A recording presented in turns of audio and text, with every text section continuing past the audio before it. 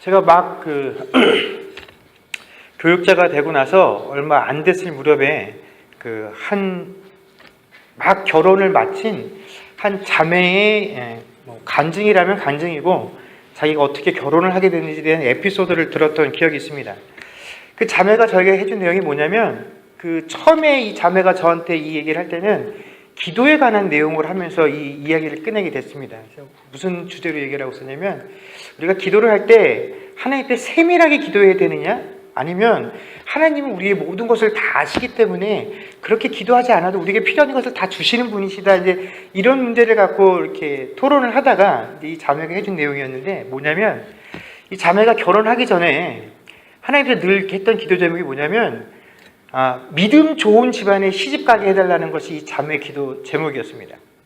그러니까 개인적으로 내 욕심을 내어놓고 난 이런 사람 만나서 내 배우자는 이런 이것을 갖춘 사람이었으면 좋겠어요가 아니라 그냥 하나님께 제가 믿음 좋은 집안에 시집가면 좋겠어요 라고 하면서 나름 속으로 내가 내 개인적인 욕심을 가지고 한 기도도 아니었기 때문에 충분히 하나님께서 들어주실 수 있는, 자기가 기도를 하면서도 마음속으로 참 괜찮은 기도를 했다라고 생각을 했다고 합니다. 진짜로 이제 한 남자를 소개를 받았는데 그 남자의 집안이 시아버지 되실 분이 교회 목사님이시고 그쪽 시가댁 부모님들 가족들 대부분이 목사님이고 장로님이고 권사님이 그런 집안이었다고 합니다. 그래서 그 남자를 만나서 처음 딱 보자마자 하나님이 내 기도를 들어주시고 나를 위하여 예비해 주신 남자로구나 라고 생각을 했다고 합니다. 그래서 그 남자하고 쭉 만나서 결국 그 남자와 결혼을 했는데 여기 한 가지 반전이 숨어 있습니다. 뭐겠습니까? 정작 결혼한 남편이 예수를 안 믿는 겁니다. 아버지도 목사님이시고 집안 모든 분들 중에 대부분이 목사님이고 장로님이고 해서 집안은 믿음이 참 좋은데 자기 남편이 예수를 안 믿는 거예요.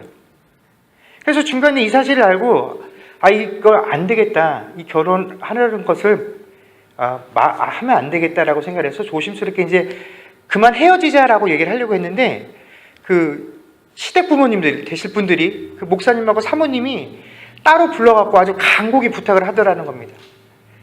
그 자매 보고 네가 꼭 내 며느리가 됐으면 좋겠다고. 우리 아들도 너를 개인적으로 좋아하고 우리도 너를 좋아하고 또 너같이 믿음 좋은 자매가 들어와서 우리 아들 좀 구원시켰으면 좋겠다라는 이야기를 듣고 이제 여러 가지 복잡한 심경에 이 남자가 예수만 안 믿는 거지 딱히 마음에 나쁜 것도 아니고 그래서 시부모님들의 청을 따라서 그래 내가 이 사람 구원시키겠다라는 심정을 가지고 이 남자하고 결혼을 했다라고 이야기를 하면서 뭐라고 얘기를 하냐면 그래서 기도를 세밀하게 해야 된다고. 내가 믿음 좋은 집안에 시집가게 해달라고 했더니 집안은 믿음이 좋은데 신랑 믿음이 없더라고 하면서 이 얘기를 했습니다. 그래서 제가 이제 그때는 이제 다른 내용을 가지고 얘기를 했지만 이제 나중에 시간이 한참 지나면서 그 자매가 했던 이 얘기를 자꾸 곱씹게 되는 게 뭐냐면 처음에 이 자매가 내가 하나님께 이러한 바램들과 기대들을 가지고 하나님께 기도했을 때 내가 정해놓은 기준과 내가 정해놓은 요건에 딱 맞는 상황이 자기에게 닥쳤을 때 그 자매는 주저함이 없이 어떻게 판단을 내렸냐면 하나님이 나를 위하여 예비하신 사람이다라고 생각을 했다라는 것입니다. 그런데 그것이 조금 지나서 가장 중요한 조건에 맞지 않게 되자 이 사람이 나를 위하여 하나님께서 예비하셨다라는 그 생각이 온데간데 없어졌다라는 것이죠. 여러분이 생각하시기에 그 남자는 하나님께서 이 자매를 위하여 예배하셨던 그 배필이 맞을까요? 아니면 이건 그냥 그 자매가 인간적인 의지를 가지고 상황에 따라서 이렇게도 생각했다 혹은 또 그 반대와 같은 생각들을 하게 되었던 그런 상황이었을까요? 여러분 저는 목사지만 전 결혼하기 전까지 한 번도 배우자를 놓고 기도해 본 적이 없습니다. 목사가 되기 전에는 신학교를 가기 전에는 그렇게 기도라는 것에 대해서 구체적으로 생각해 본 적이 없었고 어떤 사람과 결혼해야지라고 하는 것을 생각해 본 적이 없습니다.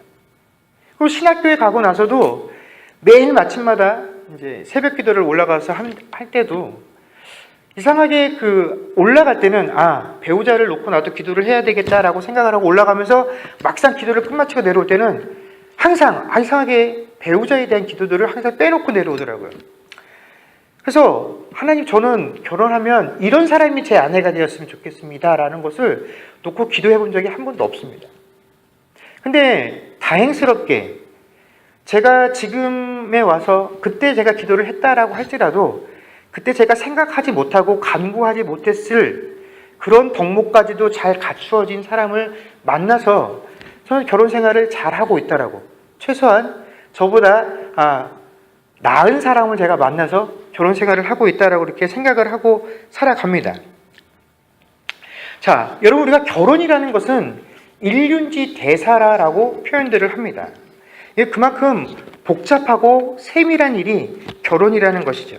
그런데 이 복잡하고 세밀한 이 결혼이라는 것이 사실은 어떤 면에서 보면 일종의 도박과도 같습니다. 왜 그러냐면 이게 사실 결혼 전에는 결혼하는 당사자들끼리 서로에 대해서 충분히 잘 안다라고 생각들을 해서 이 사람이면 내가 결혼할 수 있겠다. 정말 사랑해서 이 사람과 내가 살다 보면 어느 정도 어지간한 어려움이 닥쳐도 내가 이것들을 잘 극복하고 살 수 있을 것이다 라는 확신과 자신들이 있어서 결혼을 한다라는 것입니다. 그런데 이게 이상하게 결혼을 해놓고 살다 보면 결혼 전에는 내가 미처 보지 못하고 알지 못했던 그런 모습들이 툭툭 튀어져 나오게 되고 그 속에서 겪게 되는 그 실망감들, 또 결혼 전에는 어떠한 문제가 우리에게 뻔히 닥칠지 알매도 불구하고 이것을 충분히 내가 감내할 수 있다라고 확신을 했지만 막상 결혼을 해서 살 때는 그 깊이, 그 상처들이 주는 깊이를 내 힘으로 도저히 감당을 하지 못해서 결국에는 헤어지게 되는 경우들이 비일비재한다라는 것입니다.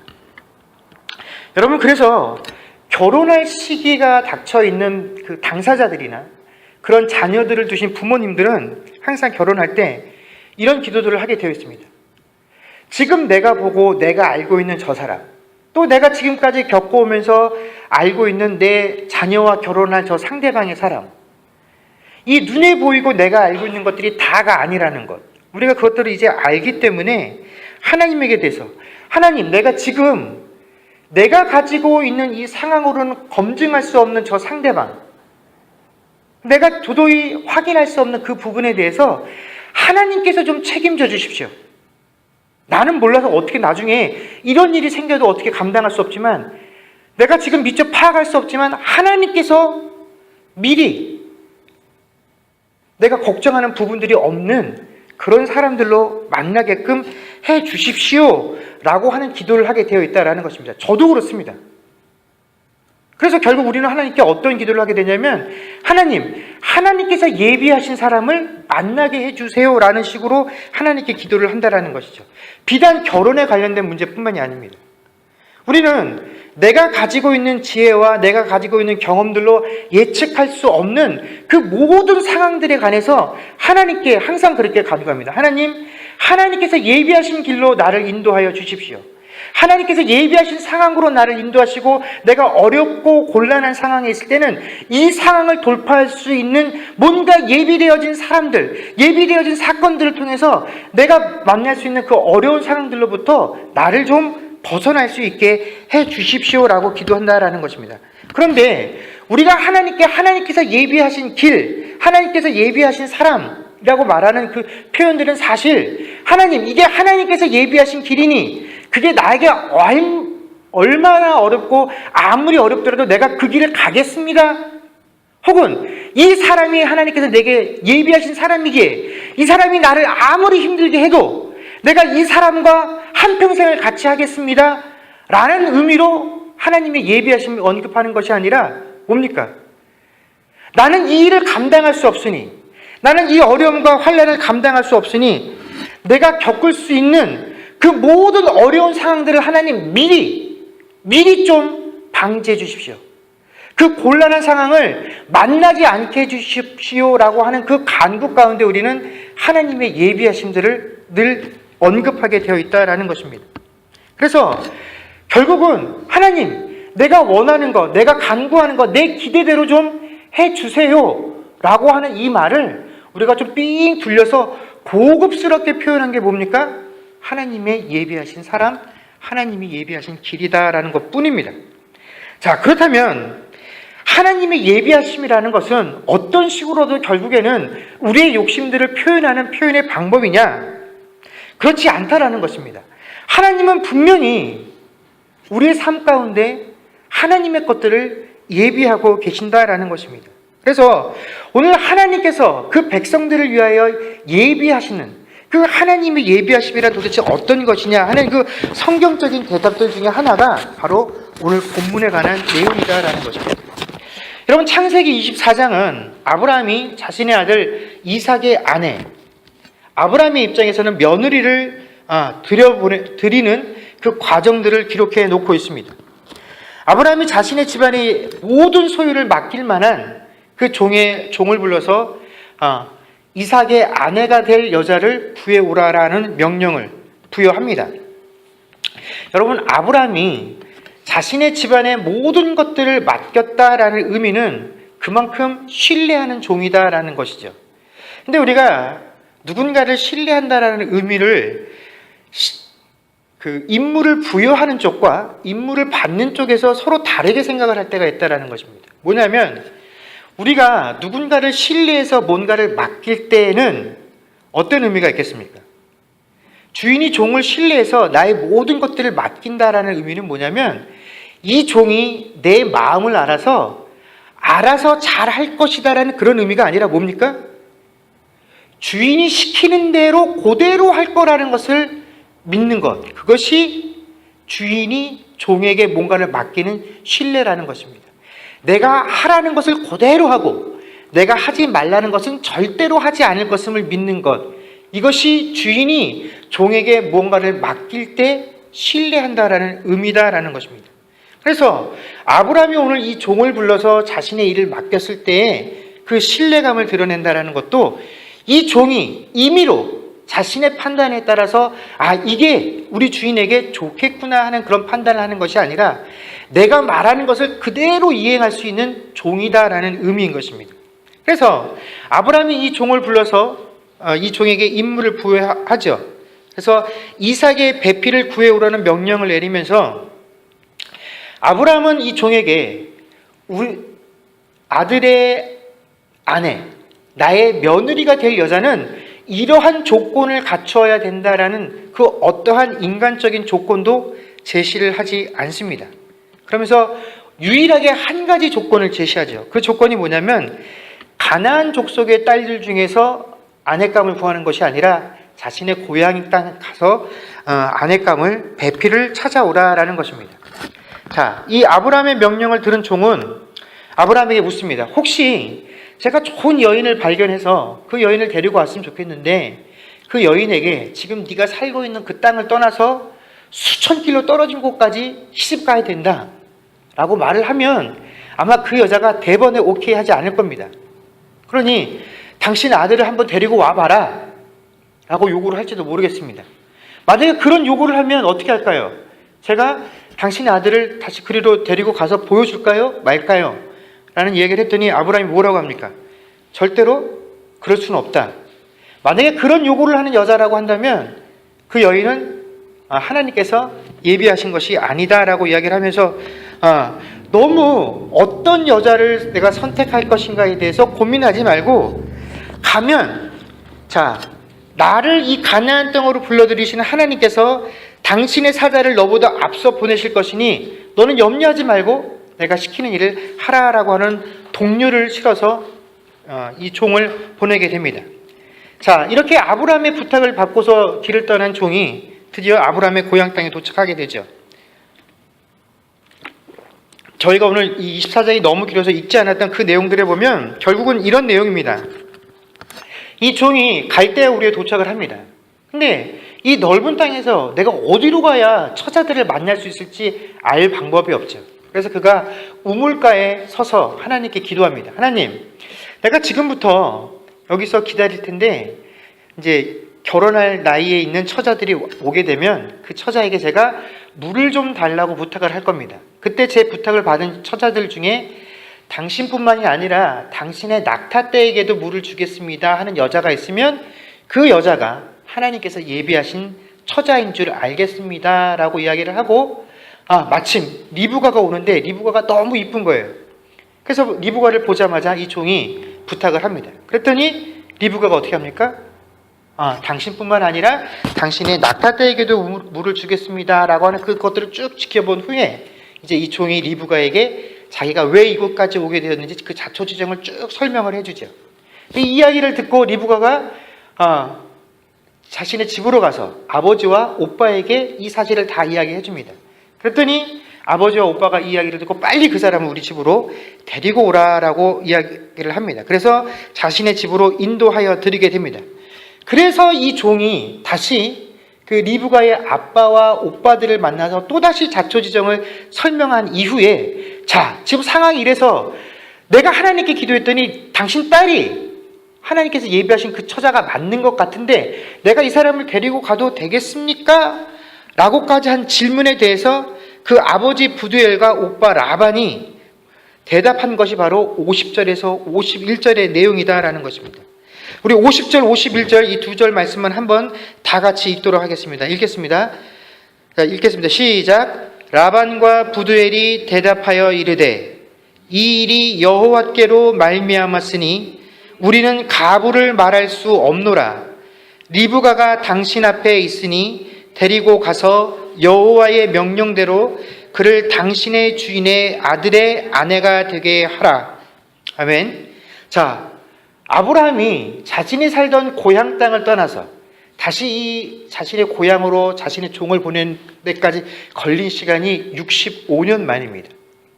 이 65년 만에 아브라함의 종이 와서 그 자신의 주인의 아들 아내감을 구하려고 했더니 마침 그 사람은 누구였냐면 그 리브가가 아브라함의 또 다른 형제였던 나홀의 손녀딸이었다라는 것입니다.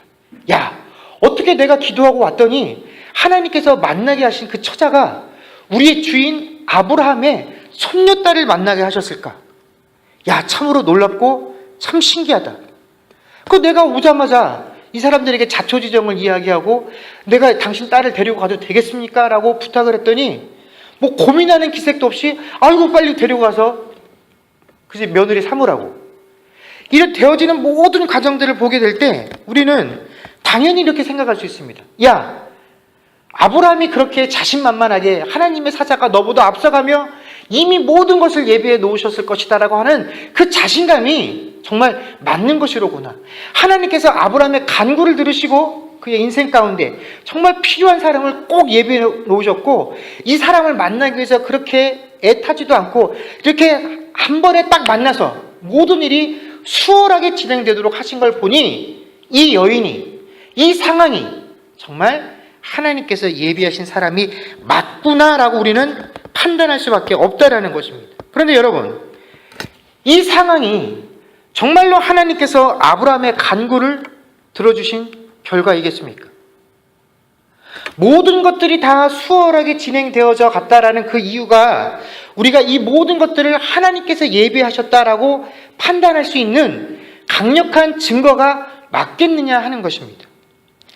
여러분, 많은 사람들이 아브라함이 며느리감을 구할 때 그 며느리의 조건을 가나안 땅이 아닌 자신의 고향 땅으로 가서 데리고 와야 한다라는 그 조건에 대해서 이 가나안 땅이 이방인의 사람들이 살고 있는 곳이기 때문에 이곳 여인이 아닌 자신의 고향 땅에서 여자를 취하기를 원했다라고 이야기를 합니다. 그런데 이것은 사실은 설득력이 전혀 없습니다. 왜냐하면 하나님께서 아브라함에게 주셨던 그 언약의 관점에서 보게 되면 이 가나안 땅에 있는 사람들이나 그 갈대우로 자신의 고향 땅에 있는 사람들을 모두 다 어떤 사람들입니까? 하나님의 언약 밖에 있는 사람들이기 때문에 이 언약의 관점에서 보면 어느 지역에 있는 여인을 며느리로 삼든 다 어떤 겁니까? 이방인이다라는 것입니다. 왜냐하면 하나님의 언약 안에 들어와 있지 않기 때문에 그렇죠. 그렇기 때문에 이것은 설득력이 없습니다. 또한 리브가의 배경도 마찬가지다라는 것입니다. 아브라함에게는 두 명의 형제가 더 있었습니다. 그 형제의 이름은 하란과 나홀이죠. 근데 이 아브라함이 갈대아 우르 지역을 떠날 때 이미 그 하란은 죽어서 존재하지 않았고, 그래서 하란의 아들이었던 롯을 아브라함이 데리고 갈대아 우르 지역을 떠나게 됩니다. 그런데 이 데라, 아브라함의 아버지였던 데라, 아브라함 또 조카인 이 롯을 함께 데리고 떠나는 이 여정 중에 한 명이 동행하지 않습니다. 누구냐면 바로 나홀입니다. 이 나홀은 집안의 모든 식구들이 그 터전을 옮기는 과정 가운데서도 아버지와 동행하지 않고 그 지역에 남죠. 이것은 무엇을 의미합니까? 나홀은 그 가족들이 모두 떠나서 하나님께서 가라고 하신 그 길을 가는 것보다 지금 내가 살고 있는 이 땅의 모든 삶의 배경들, 이 문화들, 이것들을 어떻게 해요? 더 좋아했다라는 것입니다. 나는 내가 알지 못하는 그 길을 가면서 어려움을 겪느니 지금 내가 선택해서 살고 있는 이 익숙한 삶을 그냥 살겠다라고 나홀은 선택하는 것입니다. 그리고 여러분, 원래 이 데라의 직업이 뭐였습니까? 이방신의 신상을 새겨서 파는 것이 이 데라의 직업이었습니다. 그러니 데라가 떠나고 나서 그 데라가 하던 일을 누가 이어받아서 했겠습니까? 나홀이 이어받아서 그 일을 계속 했겠죠. 자, 그런 나홀의 아들이 누구냐면 부두엘이고, 그 부두엘이 낳은 아들이 라반이고 그 딸이 리브가라라는 것입니다. 그래서 우리가 아는 것처럼 50절에서 51절의 이 고백은 부두엘과 라반이 하나님을 믿어서 하나님을 아는 그런 인격적인 신앙 고백을 한 것이 결코 아니다라는 것입니다. 그들은 하나님을 알지 못합니다. 그들은 65년간의 세월 동안 자신을 떠나버렸던 그 할아버지 아브라함이 하나님과의 관계를 통해서 그 사람이 어떻게 변해갔는지, 그분이 지금 어떤 모습을 하고 있는지조차도 알지 못하고 기대하는 바가 없다라는 것입니다. 그러니까 우리가 생각하는 것처럼 이 리브가라는 인물이 믿음 좋은 집안에서 아내를 감을 선택해서 데리고 온 것이 결코 아니다라는 것입니다. 자, 우리는 이 하나님의 예비하심이라는 이 과정을 보면서 이삭의 아내를 구하는 이 아브라함의 이야기 속에서 하나님의 예비하심이라는 것이 어떠한 것인지를 잘 살펴보아야 합니다. 여러분, 아브라함과 이 종의 대화 속에서 우리는 한 가지 사실을 확인할 수 있습니다. 그게 뭐냐면 아브라함이 이 가나안 땅을 하나님께서 자기와 또 이삭에게 약속의 땅으로 주셨다라는 사실을 확신하고 있다는 것입니다. 그래서 그 이삭을 통해서 낳는 그 자녀들이 대대로 이 가나안 땅의 주인이 될 것이기 때문에 우리 후손들이 이 땅을 떠날 수 없다라는 것. 그래서 고향 땅으로 내 아들을 데려갈 수 없다라고 이야기를 합니다. 이것은 어떤 내 아들에 대한 안전에 대한 문제가 아니라 하나님께서 주신 그 약속에 대한 확신, 그 약속을 저버릴 수 없다라는 아브라함의 고백이 절대로 이 가나안 땅을 떠날 수 없다라는 이야기라는 것입니다. 그러면서 뭐라고 얘기하냐면 내가 너에게 맡긴 이 임무, 이 맡긴 임무가 얼마나 중요한지 내가 너에게 맹세하라라고 얘기했지. 근데 만약에 그 여인이 절대로 그곳을 떠나서 오지 못하겠다라고 하거나 내 아들을 데리고 오라라 그런 요구를 하면 나와 너 사이에 있었던 그 맹세는 다 어떻게 된다고요? 무효가 된다라고 이야기를 한다라는 것입니다. 자, 이게 어떤 의미에서 중요하냐면 내가 지금 너에게 내 아들의 배필감을 구해서 데리고 오라라고 명령을 하고 있어. 그러나 그 배필감을 찾는 것은 누구의 역할이 아니다라는 겁니다. 뭡니까? 종의 역할은 그 여인을 찾는 것이 아니다라는 것입니다. 이것은 하나님께서 하실 일이다라는 것입니다. 하나님께서 나를 그 땅에서 인도하여 이곳 가나안 땅으로 인도하여 들이셨고 이제 이 땅에 주신 약속을 물려받을 이 이삭의 아내감을 구해서 대대로 하나님의 약속을 이어갈 그 일을 하게 될 아내를 구하는 일 역시 누구의 역할이고 누구의 몫이라는 것입니까? 하나님의 역할이고 하나님의 몫이다라는 것입니다. 그래서 아브라함은 내 며느리감이 이삭의 아내가 어떤 사람이었으면 좋겠다라고 하는 것에서 단 한 가지도 인간적인 조건을 내세울 수 없었다라는 것입니다. 왜냐하면 내 며느리감이 이삭의 아내가 해야 할 역할은 그냥 다른 집안 일반적인 가정에 들어와서 며느리가 잘 들어와서 우리 집이 뭐가 잘 돼야 돼. 그런 의미가 전혀 없다라는 것입니다. 이게 내 며느리가 아니고 이삭의 아내가 아니고 뭡니까? 하나님의 약속을 우리와 똑같이 성취해 나가야 될 그 약속의 동반자라는 입장이 훨씬 강했기 때문에 인간적인 어떤 조건도 요구도 할 것이 없었다라는 것입니다. 하나님의 약속을 이룰 우리의 파트너이기 때문에 그도 역시 하나님께서 선택할 것이다. 내가 너에게 중요한 임무를 맡기는 것 같아서 너 가면서 계속 골머리 썩을 것 같은데 아니야, 너는 아무런 책임이 없어. 네가 할 일은 하나님께서 뽑아놓으신 그 여자를 그냥 데리고 오는 역할이야. 내가 나이 먹어서 그 먼 길을 갈 수 없어서 그 일을 너에게 맡기는 것 뿐이지 네가 여자를 선택하는 거 아니야 라는 것이 바로 이 종에게 임무를 맡겼던 아브라함의 의도다라는 것입니다. 바로 우리는 여기서 하나님께서 예비하심이다라고 하는 그 표현의 개념들을 잘 이해를 해야 됩니다. 여러분, 우리는 제가 처음에도 말씀드린 것과 같이 하나님의 예비하심이라는 것을 자신의 기대를 충족시키는 관점에서 이해를 합니다. 그래서 우리의 기대에 충족되지 않으면 아예 쳐다보려고 하지도 않는다라는 것입니다. 어떠한 관심도 갖지를 않습니다. 이것이 하나님께서 나를 위하여 예비하신 것이다라고 일체의 기대를 하지 않는다라는 것입니다.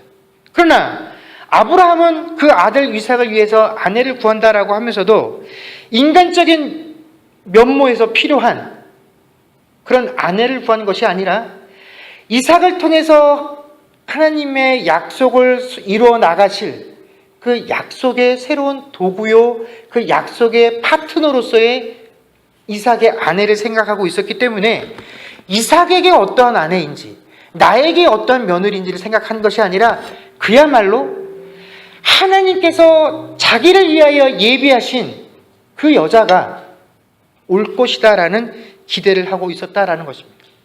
어떠한 여자가 오더라도 나를 만족시키고 내 아들을 만족시킬 여자가 오는 것이 아니라 누구를 만족시킬 여자가 오는 겁니까? 하나님을 만족시킬 여자가 오는 것입니다. 그래서 이 아브라함은 내 기대를 충족시키는 사람이 아닌 하나님의 기대를 충족시키시고 하나님이 일하신 그 결과물이 바로 내 며느리요 이삭의 아내로 들어올 것을 받아들였다라는 것입니다. 이것이 뭡니까? 하나님께서 예비하심을 대하는 성도의 태도다라는 것입니다. 여러분, 우리가 입장을 한번 바꿔서 생각을 해보십시오. 만약에 우리가 아브라함의 입장이 아니라 이삭의 입장이 아니라 이 부두엘과 라반의 입장이었다라고 한번 생각들을 해보십시오. 또 리브가의 입장이었다라고 생각을 해보십시오. 어느 날 갑자기 65년간 우리가 떨어졌던 사람이 내 친족이라고 해서 나타나서는 수천 킬로미터 떨어진 곳으로 당신을 우리 주인의 아들의 아내감으로 데리고 가야 되겠습니다. 그런데 당신이 그 사람은 믿지도 않는 신인데 하나님께서 예비하신 그 인물인 걸 내가 확신합니다. 그러니 꼭 가야 되겠습니다.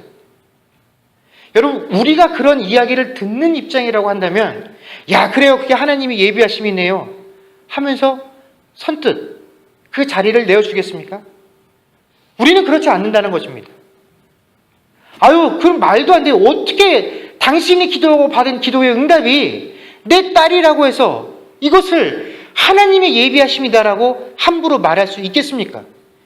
이건 하나님의 예비하심의 증거가 아니라는 수많은 이유들을 대면서 그 선택을 거절할 것이다 라는 것입니다. 왜 거절합니까? 내 기도에 충족되지 않기 때문에 그렇다라는 것입니다. 내가 원한 것이 아니기 때문에 그것을 하나님의 예비하심이다라고 판단하기 싫어한다라는 것입니다.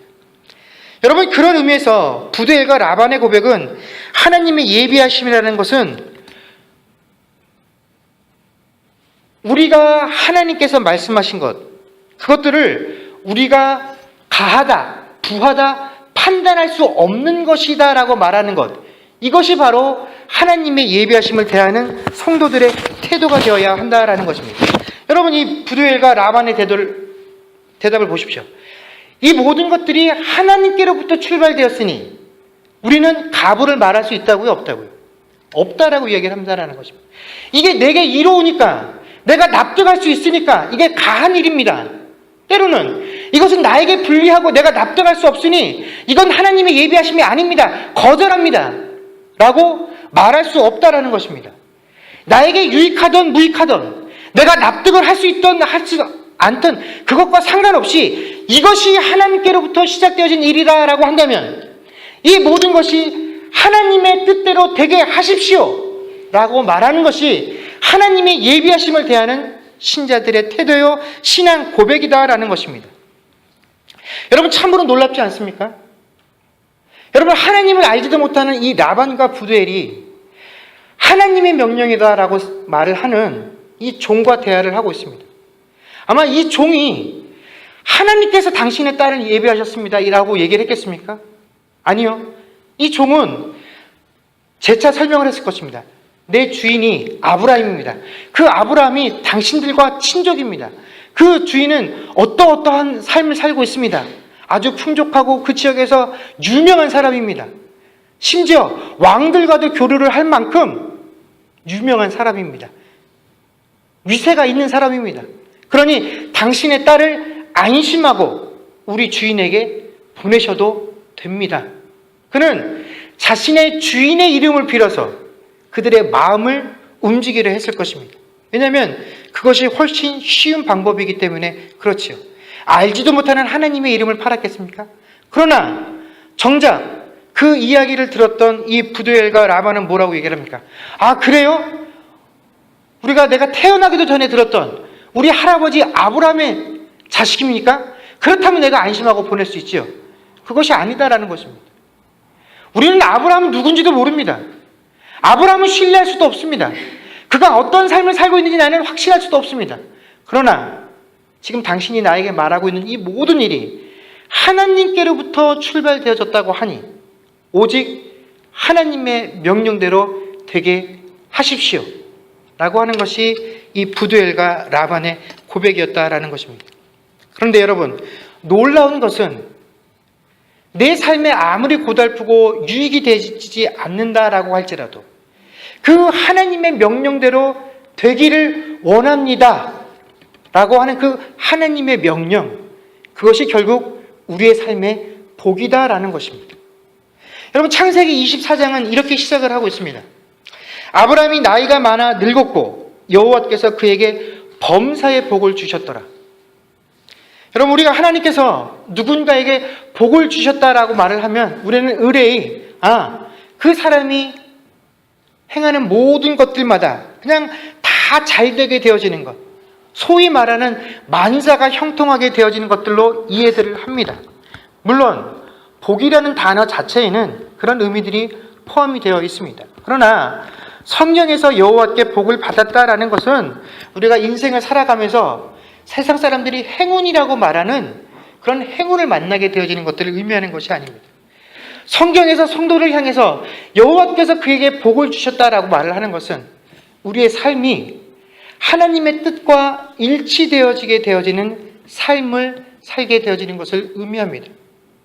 성도의 삶이 하나님의 말씀에 온전히 다스림을 받게 되어지는 삶을 복 있는 삶이다라고 이야기를 합니다.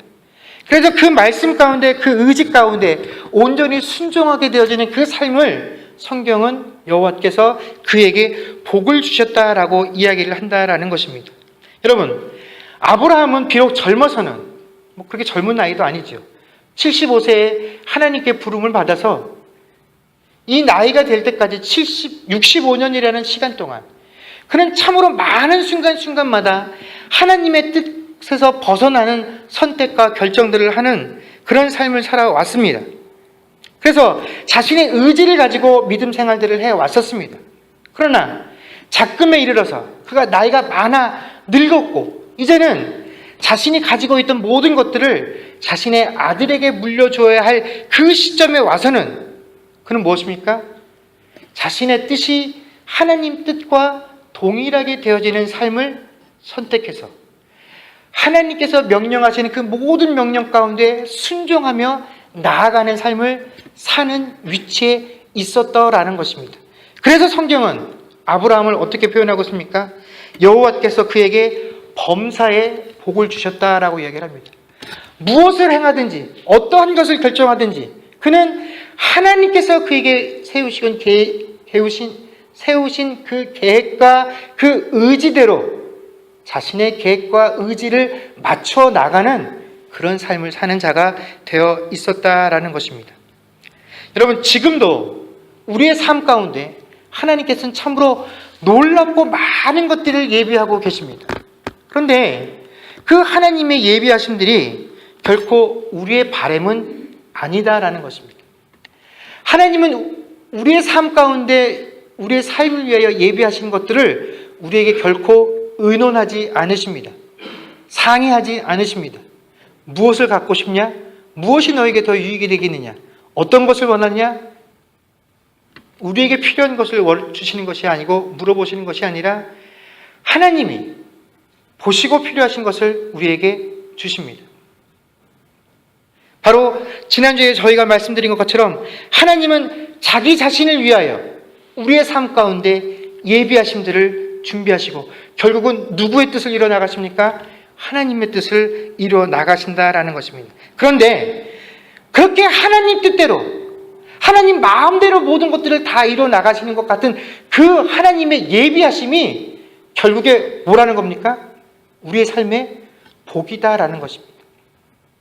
그것을 알고 인정하는 것이 바로 내 삶 가운데 하나님이 모든 것들을 예비하셨다라는 그 사실을 대하는 성도의 삶의 모습이고 신앙의 고백이고 결국에는 그게 진정한 복이다라는 것입니다. 그 하나님의 예비하심, 그 삶이 우리가 오늘 이 예배를 드리고 밖으로 나아가는 그 순간부터 우리의 상황 가운데 아마 끝없이 펼쳐져 있을 것입니다.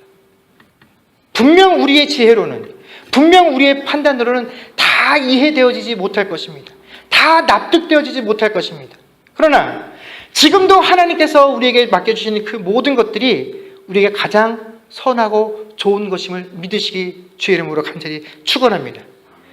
제가 확신하건대 우리를 위하여 하나님께서 예비하신 가장 확실한 것은 바로 십자가입니다.